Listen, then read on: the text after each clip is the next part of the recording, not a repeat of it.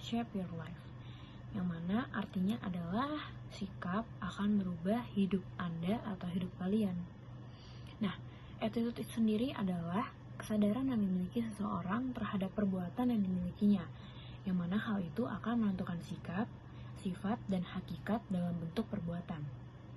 Pada dasarnya, sikap lebih terarah pada objek, bisa berupa objek benda, peristiwa, orang, lembaga, atau organisasi, dan nilai-nilai.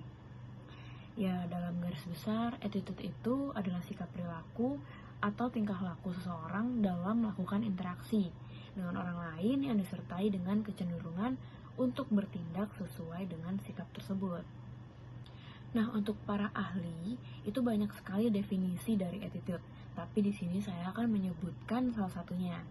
Menurut Pak Samsudin, pengertian sikap adalah perilaku yang ditunjukkan dalam sebuah interaksi dengan lingkungan sosial, di mana dalam interaksi tersebut ada proses saling merespon, saling mempengaruhi, dan saling menyesuaikan diri dengan lingkungan sosial. Nah, dengan beberapa hal yang tadi udah disebutin, maka akan terlihat attitude atau sikap dalam interaksi yang ada tersebut. How to change attitude. Nah, ada beberapa aspek untuk mengubah kepribadian agar menjadi lebih baik. Yang pertama, bebaskan diri kalian dari hal-hal negatif. Jauhi orang-orang, kegiatan, atau situasi negatif apapun dalam kehidupan sehari-hari. Perubahan sikap tergantung pada keputusan kalian untuk menjalani kehidupan baru. Seperti kalian ingin menghentikan kebiasaan minum alkohol, mengkonsumsi obat terlarang, makan berlebihan, ataupun merokok. Nah, agar bisa memperbaiki sikap tersebut, kalian harus meninggalkan semua aspek negatif dalam kehidupan sehari-hari.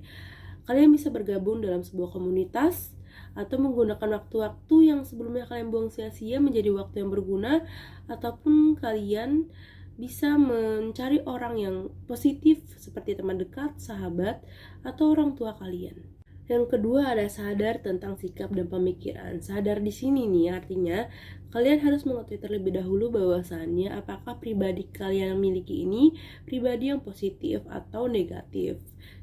Atau bahasa sederhananya, kalian ini harus mengintrospeksi diri, apakah di diri kalian ini memberi dampak positif, apa dampak negatif. Nah, kalian bisa mengetahui hal tersebut melewati perbincangan. Jadi kalian bisa berbincang dengan orang terdekat seperti orang tua kalian, teman dekat, sahabat, ataupun guru kalian. 3. Temukan hal-hal positif. Nah, pastikan diri kalian juga memiliki sisi positif. Misalnya, ketika kalian marah, kalian memutuskan untuk diam. Nah, memutuskan untuk diam ini adalah sisi positif kalian. Karena bisa saja ketika kalian marah, lalu kalian berkuar-kuar, kalian bisa menyakiti hati orang lain karena ucapan kalian. Bisa juga menyakiti fisik orang lain karena amarah kalian tersebut. Yang keempat, bersikap baik dan dermawan. Nah, cara ini nih cara paling cepat untuk merasa lebih baik, terutama untuk diri kalian sendiri. Contohnya ketika kalian memberi sedekah kepada fakir miskin, memberi makan anak yatim, atau memberi 1/4 harta kalian kepada orang yang lebih membutuhkan. Jangan hanya memikirkan bagaimana kalian ingin diperlakukan, tetapi bayangkan bagaimana orang lain ingin diperlakukan. Nah, selanjutnya saya akan menjelaskan lagi tentang helping other to change their attitude, yang mana kita tuh dapat membantu orang lain atau diri kita sendiri untuk memiliki sikap yang lebih positif. Nah, yang pertama itu adalah kurangi sifat menyalahkan. Misalnya ada sesuatu yang terjadi di orang lain dan menurut kita itu salah, kita nggak boleh untuk blaming other, kayak menyalahkan mereka sepenuhnya, tetapi kita juga harus cari sisi positif dari mereka, apa sih yang membuat mereka salah dan bagaimana cara mereka untuk berubah.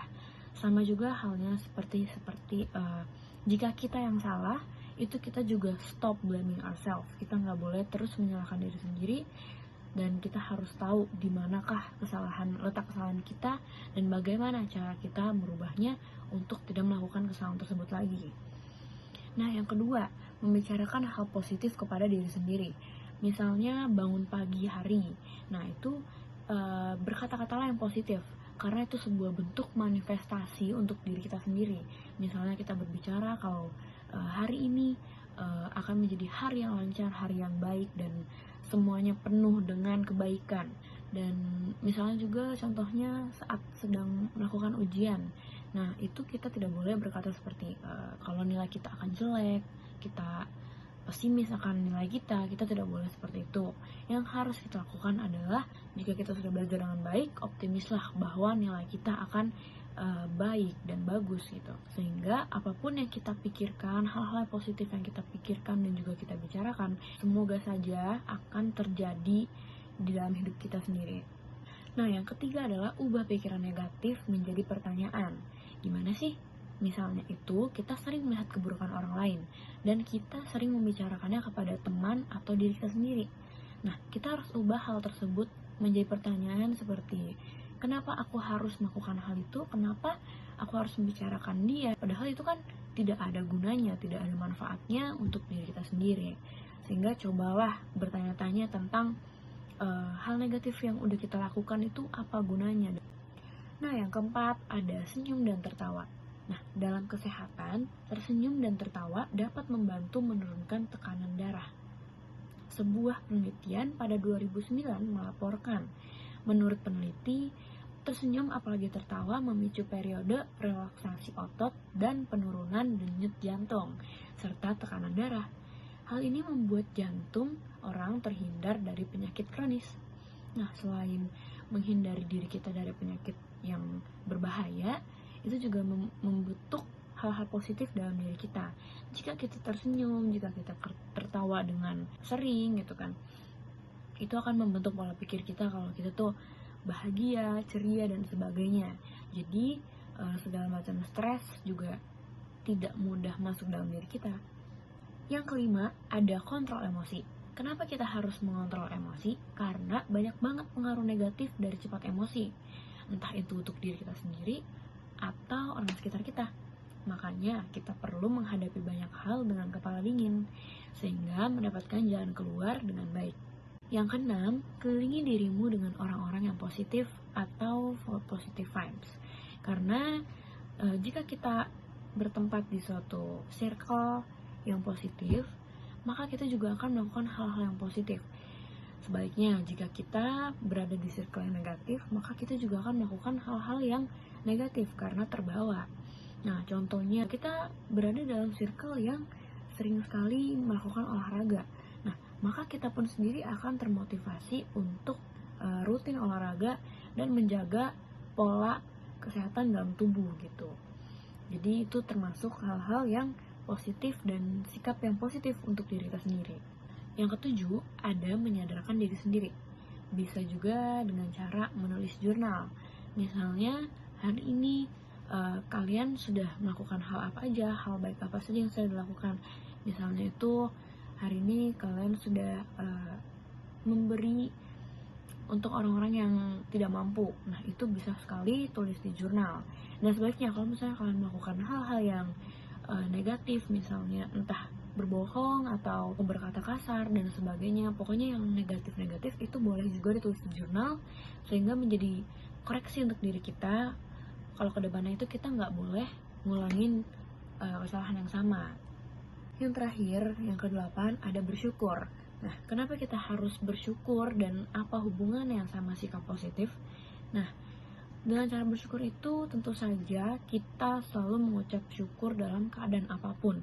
Mau keadaan senang, keadaan sedih, pokoknya segala keadaan, masalah apapun, atau orang-orang yang jahat sama kita mungkin terdengar lucu jika kita tetap bersyukur dalam keadaan yang tertekan. Nah, tapi percaya aja kalau itu semua ada pelajarannya. Mau hal seburuk apapun yang terjadi dalam hidup kita, itu pasti kita mendapatkan pelajaran yang baru, hal-hal yang baru, sehingga kita bisa mengupgrade diri kita untuk menjadi yang lebih baik lagi. Nah, maka dari itu kita harus bersyukur, karena dengan kita hidup dan nafas sampai detik ini aja, itu kita berkat pertolongan dari Tuhan Yang Maha Esa. Nah, tanpa pertolongan Tuhan Yang Maha Esa atau tanpa Dia menciptakan kita, maka kita tidak ada sekarang ini. Jadi kita harus mengucap syukur senantiasa, setiap hari, pokoknya setiap saat kita harus mengucap syukur. Hidup kita harus penuh dengan rasa syukur atas apa yang sudah Tuhan beri kepada kita masing-masing. Seperti itu. Organizations effort toward improving employees' attitudes. Pengertian organisasi adalah suatu perkumpulan atau wadah bagi sekelompok orang yang bekerja sama dengan terstruktur untuk mencapai tujuan tertentu. Dalam interaksi sosial, individu bereaksi terhadap pola sikap tertentu terhadap berbagai objek psikologis yang dihadapinya. Terdapat 6 faktor yang mempengaruhi pembentukan sikap yang pada seseorang. Yang pertama adalah pengalaman pribadi. Apa yang dialami seseorang akan membentuk dan mempengaruhi penghayatannya terhadap stimulus sosial. Tanggapan akan menjadi salah satu dasar terbentuknya sikap. Untuk dapat mempunyai tanggapan dan penghayatan, seseorang harus mempunyai pengalaman yang berkaitan dengan objek psikologis. Pengalaman pribadi tersebut akan menjadi dasar pembentukan sikap apabila mempunyai kesan yang kuat. Oleh karena itu, sikap akan lebih mudah terbentuk apabila pengalaman pribadi tersebut terjadi dalam situasi yang melibatkan faktor emosional. Yang kedua adalah pengaruh orang lain yang dianggap penting. Seseorang yang dianggap penting, seseorang yang diharapkan persetujuannya bagi pendapat kita, seseorang yang tidak ingin dikecewakan, atau seseorang yang berarti khusus untuk kita, akan banyak mempengaruhi pembentukan sikap kita terhadap sesuatu. Pada umumnya, individu cenderung untuk memiliki sikap yang searah dengan sikap orang yang dianggapnya penting. Kecenderungan ini antara lain dimotivasi oleh keinginan untuk berafiliasi dan keinginan untuk menghindari konflik dengan orang yang dianggap penting tersebut. Yang ketiga adalah pengaruh kebudayaan di mana kita hidup dan dibesarkan. Mempunyai pengaruh besar terhadap pembentukan sikap kita. Kebudayaan telah menanamkan garis pengarah sikap kita terhadap berbagai masalah.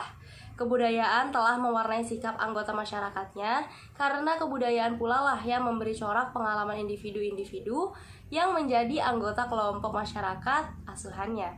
Hanya kepribadian individu yang kuat yang dapat memudarkan dominasi kebudayaan dalam pembentukan sikap individu.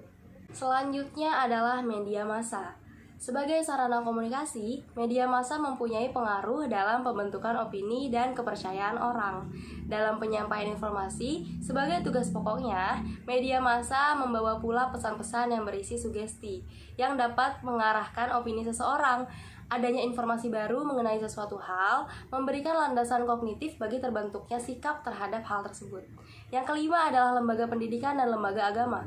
Lembaga pendidikan serta lembaga agama sebagai sistem mempunyai pengaruh dalam pembentukan sikap, dikarenakan keduanya meletakkan dasar pengertian dan konsep moral dalam diri individu, pemahaman yang baik dan buruk, garis pemisah antara sesuatu yang boleh dan yang tidak boleh dilakukan, diperoleh dari pendidikan dan dari pusat keagamaan serta ajaran-ajarannya.